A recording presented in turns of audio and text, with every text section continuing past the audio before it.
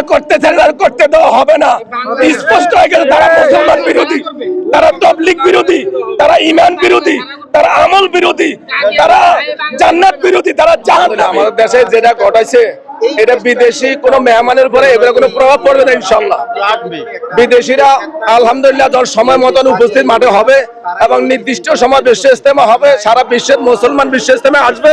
এই জন্য যা কিছু করার দরকার আমরা বাংলাদেশে যারা আছি আমরা এগুলো ব্যবস্থা করবো ইনশাআল্লাহ। নিষেধ করছে, রাষ্ট্রীয় পরিস্থিতি ভালো না, এখন প্রতিবাদ করা যাবে না, কিন্তু তারা আমাদের এটাকে সুযোগ নিয়ে বর্তমান তত্ত্বাবধায়ক সরকার দেশকে সুষ্ঠুভাবে একটা পরিবেশ, ভোটাধিকার, গণতন্ত্র পূর্ণ প্রতিষ্ঠা করার জন্য যখন পুরোনায় রাষ্ট্রটাকে ঠিক করার জন্য চলছিল, তখন বিদেশি রাষ্ট্র, বিদেশি এজেন্ডারা, ইসরায়েল, ভারত, রাশিয়া, তারা এটা মানতে পারে নাই। তারা চাইছে আবার এটাকে অস্থিতিশীল করার জন্য, রাষ্ট্রকে অস্থিতিশীল করার জন্য, শুধু ইজতেমাকে অস্থিতিশীল করার জন্য না, পুরো সমস্ত মুসলমানকে অস্থিতিশীল করার জন্য এই প্রতিবাদ।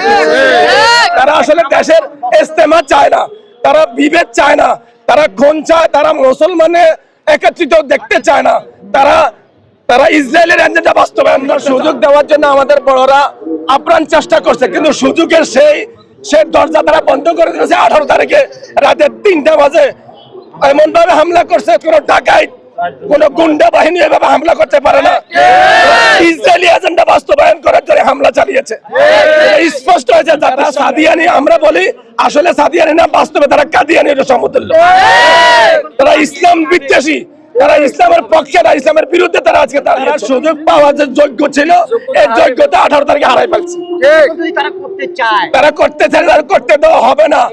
স্পষ্ট হয়ে গেছে তারা মুসলমান বিরোধী, তারা তাবলীগ বিরোধী, তারা ঈমান বিরোধী, তারা আমল বিরোধী, তারা জান্নাত বিরোধী, তারা জাহান্নামী, তারা পথভ্রষ্ট, তারা ইসরায়েলের এজেন্ডা বাস্তবায়ন করতে চায় বাংলার দুনিয়া থেকে।